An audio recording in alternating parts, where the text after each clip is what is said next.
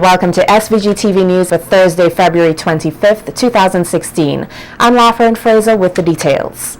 Addressing the issue of the proposed revenue measures as he summed up his budget presentation for 2016, Prime Minister and Minister of Finance Dr. Ralph Gonsalves noted that the increases of some taxes were not made with an intention of willfully putting pressure or bringing suffering to Vincentians, but instead is an attempt to strengthen the country's safety net. The Prime Minister said his government has to be about ideas, logic, and public policy with a sense of balance and direction. Making reference to the 10 items which will be added to the VAT list, Dr. Gonsalves noted that items such as cigarettes, cooking oils, salt, and sugar are being taxed with the realization that they are causes of the most common diseases plaguing the nation. He said that this is a way of reinforcing the government's aim of creating a healthier St. Vincent and the Grenadines. The biggest killers in this country are diabetes, hypertension, cardiac problems, and cancer. Are we going to have an intelligent discussion on it? Brown sugar fell by 5% over the past year, dropped by 7 cents from $1.42 a pound to $1.35 a pound. Mr. Speaker, 15% VAT is not doing anything much to this price. But if somebody feels that they can't pay an additional,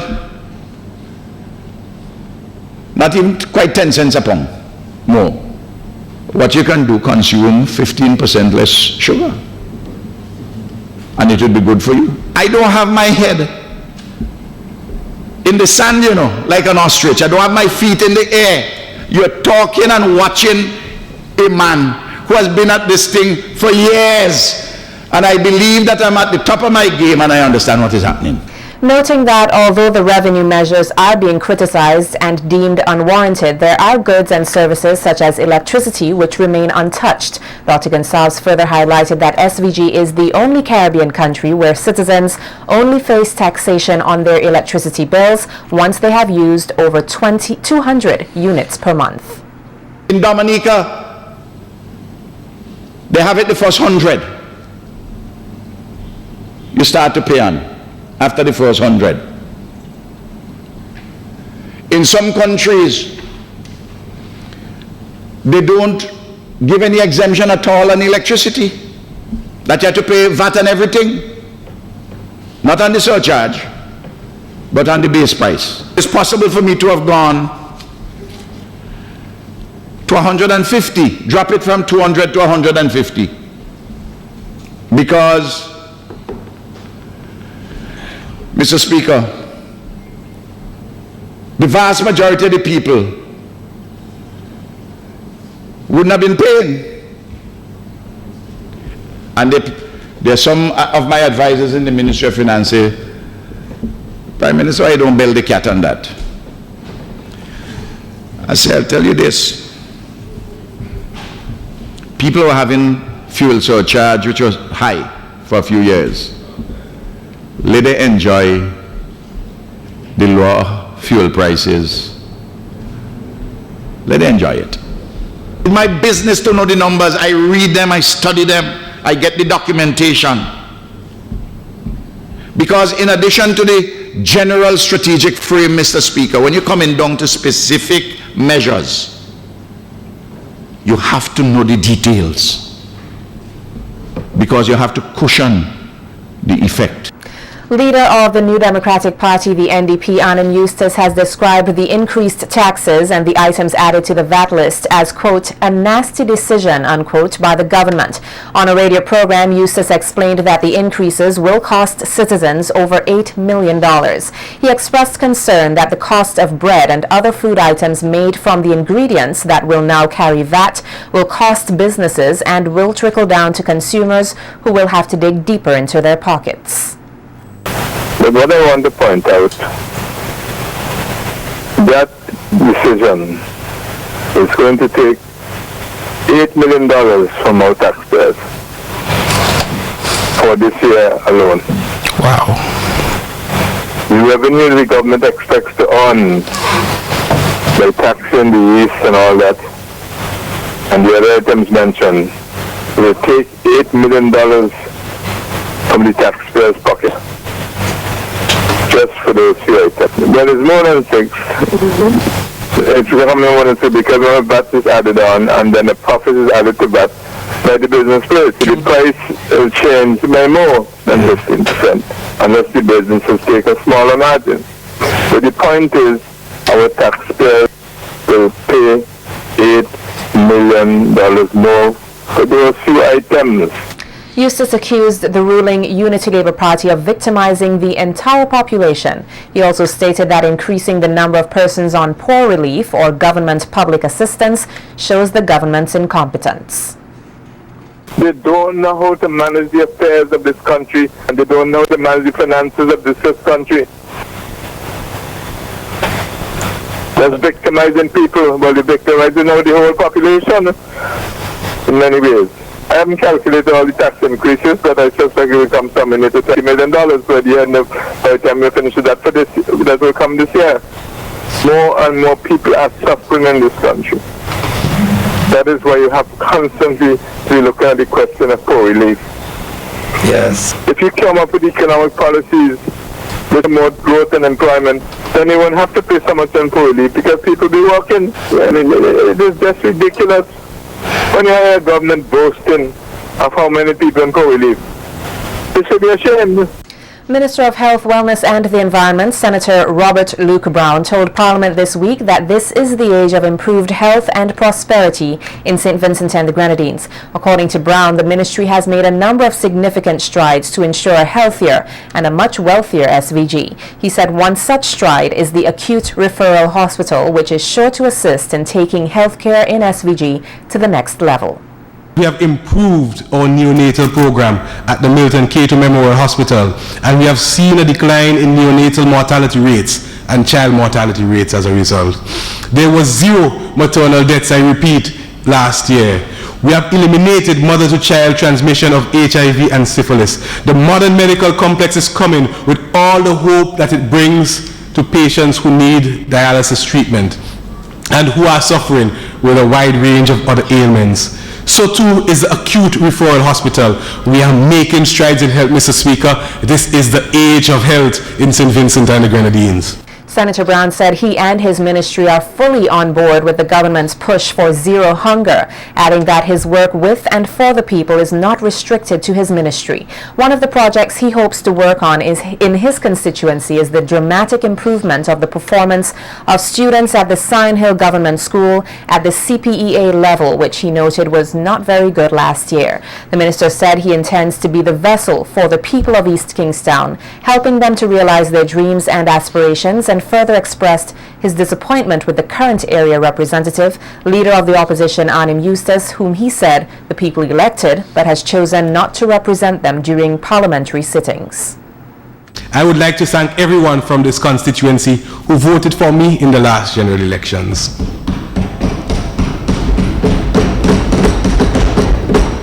And as I would like to say that so long as the Lord gives me health and strength, I will justify your confidence in me. And we will finish the job next time. Mr. Speaker, I am confident that this is the last time in my lifetime that the NDP would win the constituency of East Kingstown. And it doesn't make sense they win it because they receive no representation in this honorable house. But I am not dismayed. Until our inevitable triumph over absentee representation and neglect, and until our triumph over a representative that takes his constituents for granted, be assured that I am with you always, and I will be there to look after your interests. I will be true to my campaign pledges, Mr. Speaker, which simply state Luke Brown for a better East Kingstown and representation for everyone. Yes, representation for everyone, including those who did not vote for me. The health minister also further condemned the numerous break-ins of the Sign Hill Clinic, which he said has caused so much damage, depriving the clinic of all the insulin it had for the treatment of diabetes. Mr. Speaker, we cannot have patients with acts like these. We cannot have patience with acts like these, because when I was recently at a function at the Prime Minister's residence, a reception in honor of the PAHO director, a constituent from East Kingston, a person said that she sent for insulin at the clinic and could not get it because it was stolen by those who broke in. This is an unacceptable state of play, and I want whoever the perpetrator to know that we are serious about the business of securing the health of the people of St. Vincent and the Grenadines, whatever that may take. I call on the community as well, Mr. Speaker, to help protect this healthcare facility, which is so important to us. Minister with Responsibility for Youth, Frederick Stevenson, is urging privately owned organizations to help improve the unemployment levels by retaining and engaging youth on the YES program. The minister made the call during his contribution to the 2016 budget presentation. He noted that the government is involved in a number of projects aimed at creating employment for the youth of SVG, but needs the help of the private sector to significantly reduce unemployment and, furthermore, the number of Vincentians living below the poverty line. According to Stevenson, his ministry and the government is committed to the upliftment of the development of the nation's youth. In 2015, last year, 530 persons were provided with on-the-job training, of which 325 were new trainees, an increase by 25% when compared to 2014. These young persons were provided opportunities to be trained and attached to 66 public and private employment institutions. Mr. Speaker, if I may say here, that it is our hope within the ministry that more private institutions would seek to engage the youth empowerment services and ensure that more of our young people gain some form of employment and more training opportunities. Secondly, Mr. Speaker, there is a youth entrepreneurship development program. And last year, we commenced the program for youth from poor households, reaching 40 households, targeting specific skills development training. According to Stevenson, one program that has been very successful is the Teen Mothers Program. The Teen Mothers Program facilitates the re-entry of teen mothers into schools. He said in 2015, 69 teenaged mothers participated in the program at an increase of 48.9% over 2014. Stevenson said that this is a very important program where the young mothers are provided with social protection support for their children, household cost of living support, and back-to-school support, as well as therapy and parenting education to successfully set them back onto the path of being able to become successful, well-rounded individuals who can make a valuable contribution to society. During that same period, 119 of those teen mothers graduated. During that period, we had a dropout of 35. One of these teen mothers gained placement at the university level. Mr. Speaker, this is a very important program, and we have seen the results. Gone are the days when these mothers would have dropped out of school, and all they did as a consequence was to make more and more babies, making their lives more difficult and bringing more hardship on their families and their communities and on the nation. With a mission to provide lifelong learning opportunities for the development of all Vincentians, the Ministry of Education will seek to equip persons with the required values, skills, attitudes, and knowledge necessary for creating and maintaining a productive, innovative society through quality education. Noted as a ministry that has benefited greatly from the vision of the ULP administration, new Minister of Education St. Clair Jimmy Prince said that the ministry is committed to its role in enhancing the Vincentian society. In outlining the priorities of the ministry for 2016 and beyond, Prince noted that education is something which contributes to growth and development. In the coming period, our focus will be to deepen the system, to focus on quality, relevance, and living and production. That's one. Promoting excellence and professionalism. That's two. And three, promote community involvement and opportunities for continuing education.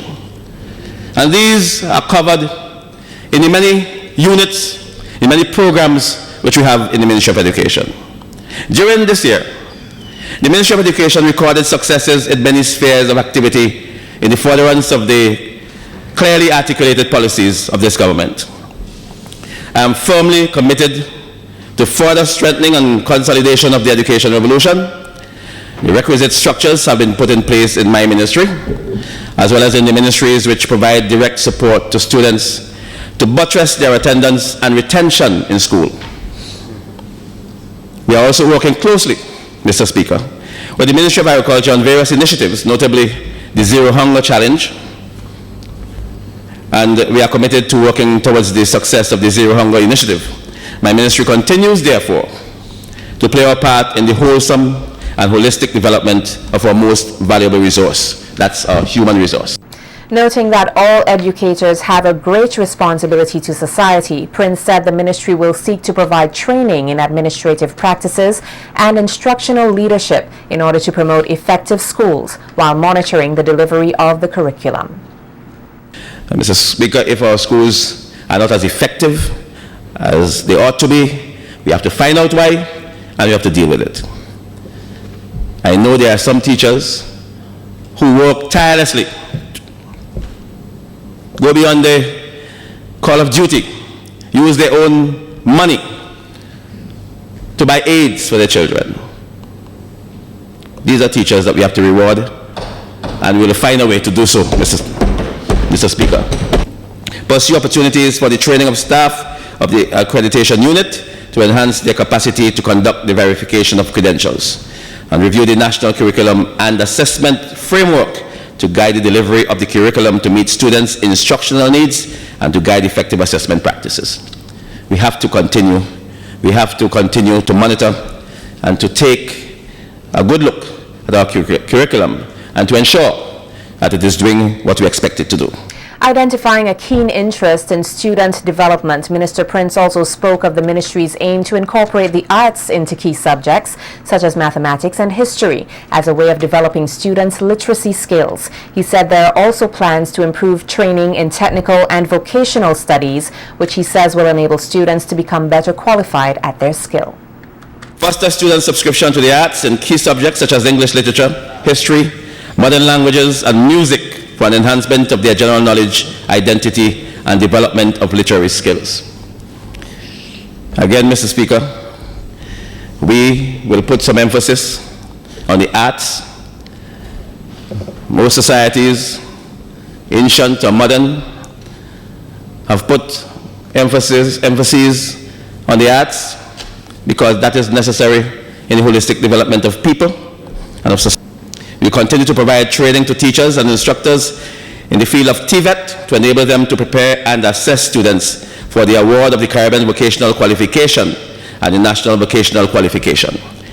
The CBQ and the NVQ, Mr. Speaker, are two very important parts of the qualifications of the TVET project. And we'll do this even as we facilitate students' mastery of scientific, technological, engineering, mathematical, and other skills and knowledge relevant for work and life in the 21st century. In more local news, significant work has already been done on the South Leeward Highway. SVG-TV's Barvin Oliver yesterday interviewed the Chief Liaison Officer of the project, Marlon Stevenson, who explained the work being carried out, which includes road widening, repaving by DIPCON, as well as the laying of sewer pipes by the Central Water and Sewerage Authority. Here's the report.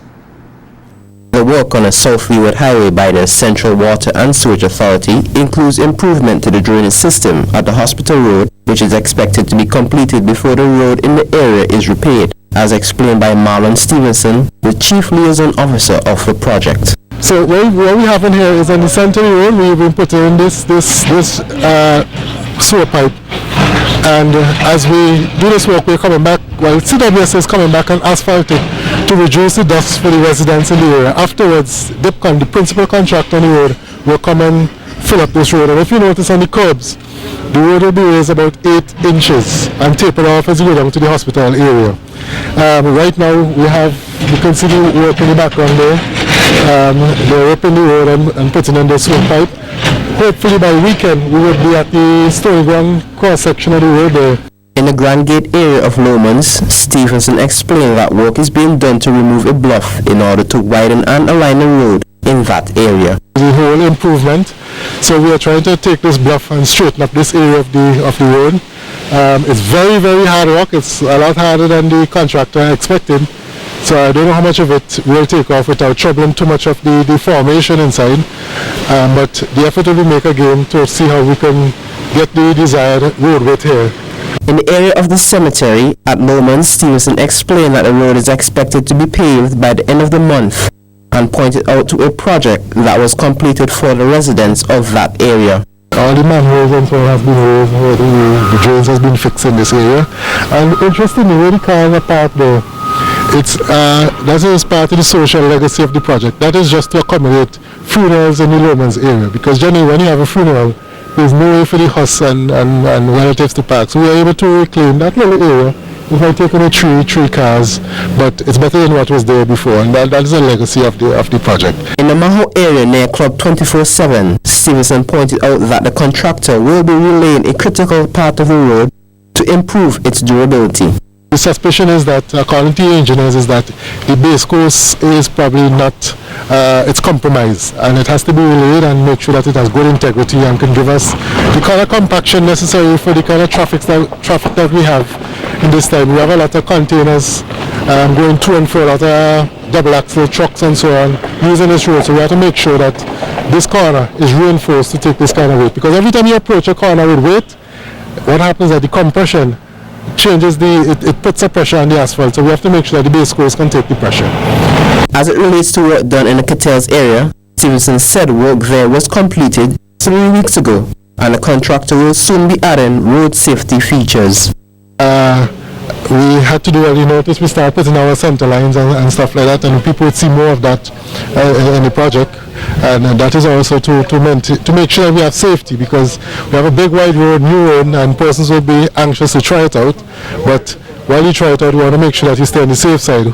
So basically this is finished as far as the project is concerned. It's just to put in our white lines and 1 or 2 safety features to put in, some markings and so on to put in the area. So this is what the finished product looks like. Whilst at Roland Hill, Stevenson pointed out to a wall being constructed to raise the road level, thus improving road access for residents. So we put in this wall to bring the road back, and of course the residents are being compensated for the wall that we have acquired and so forth. And the wall, as you see, it's a major engineering. There's a solid rock there we incorporate into the wall instead of ripping it out, which will help to give the rock some more solid foundation. So this is where we're at, and this is perhaps after this we go to Bookament and do the junction improvement, then we're on the home stretch. So this is about the last major piece of work on the project. I am Barvin Olver reporting for SVG Television's Evening News.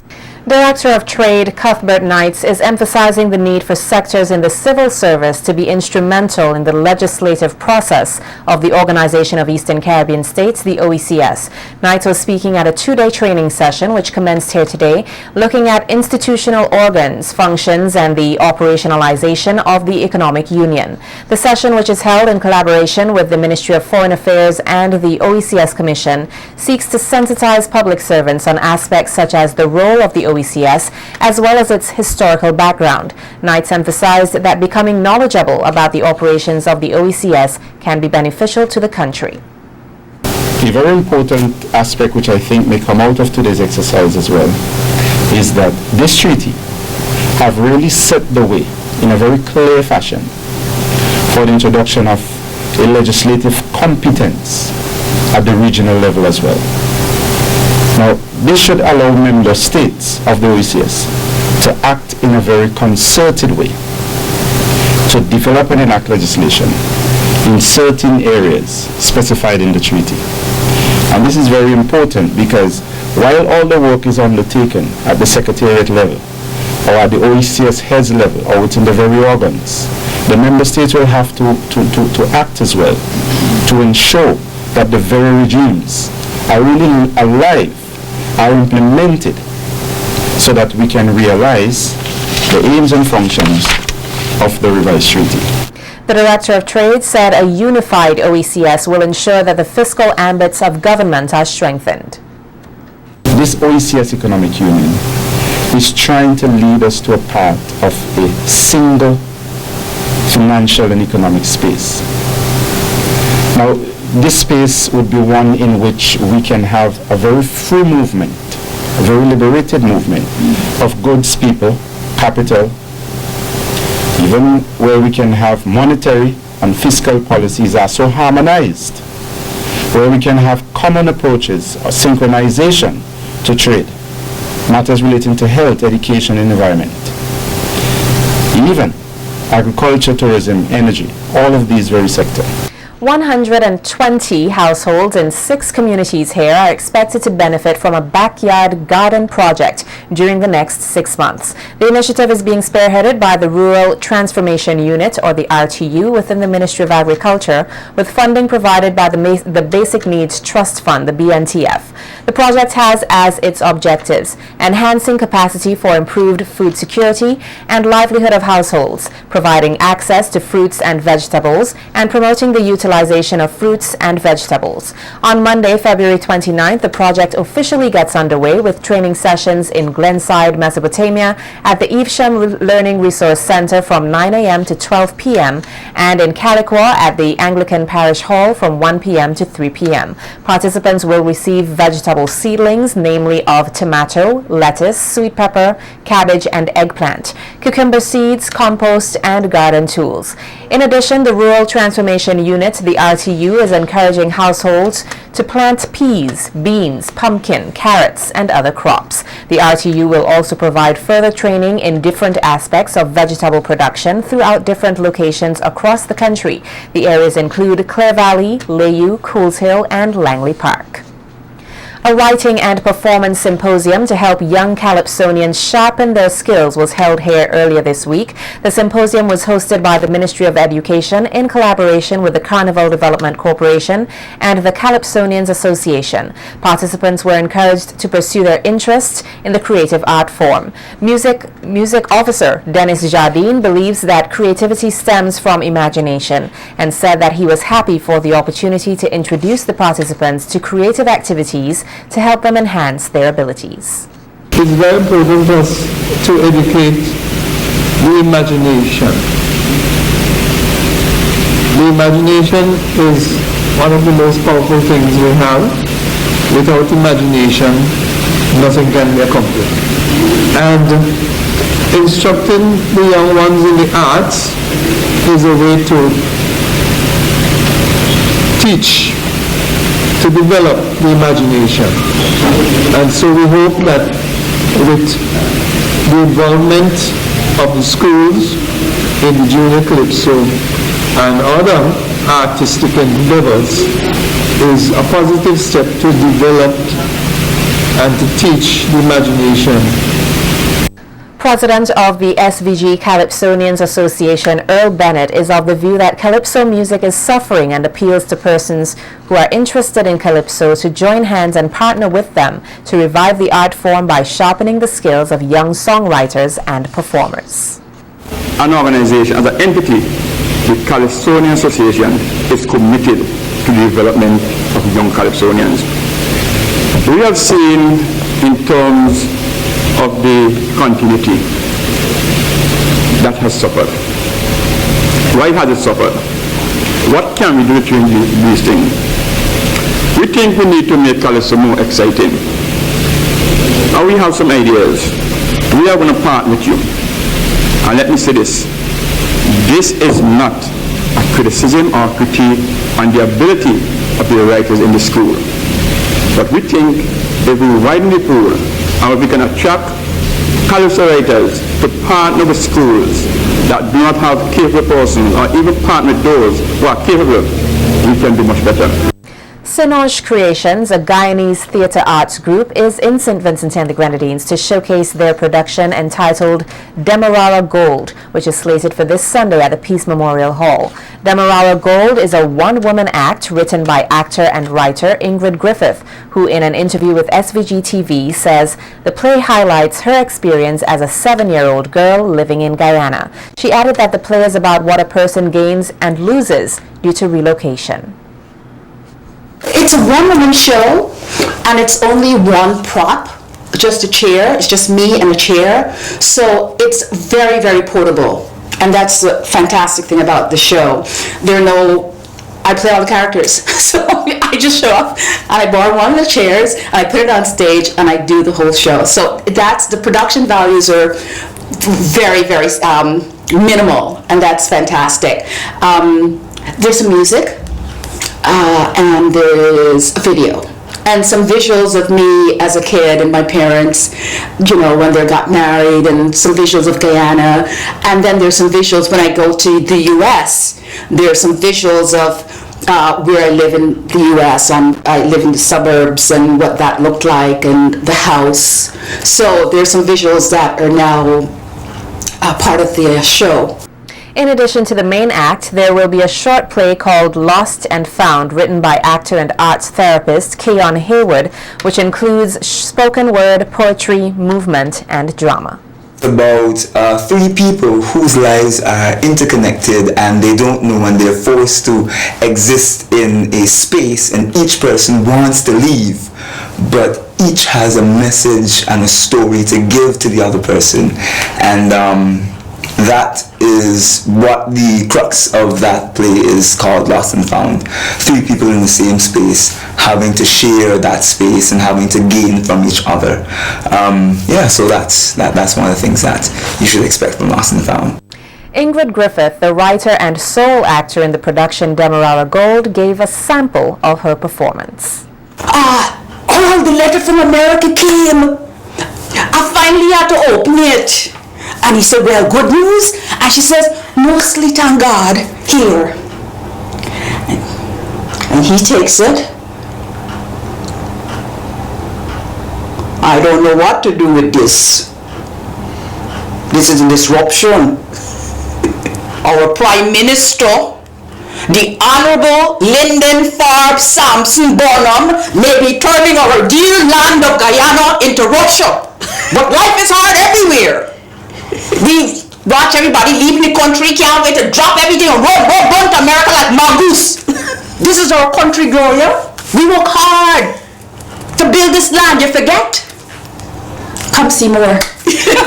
The Guild of Students of the University of the West Indies Open Campus, St. Vincent and the Grenadines, made a donation of food items to the Catholic Soup Kitchen in Kingstown. The donation was made to assist the organization in providing meals to the less fortunate on a daily basis. The Guild of Students, in fulfilling its community service initiative for this academic year, will also be volunteering at the Soup Kitchen at the end of the semester. Head staff member at the Soup Kitchen, Bridget Bowens, thanked the Guild executive members and students of the Open Campus for their kindness in providing what she described as a much-needed donation. Guild Chapter Secretary Samantha Williams noted that in addition to students having a well-rounded university experience, giving back to the community is an essential part of that process. Head of the Open Campus, St. Vincent and the Grenadines, Deborah Dalrymple, also commended the initiative.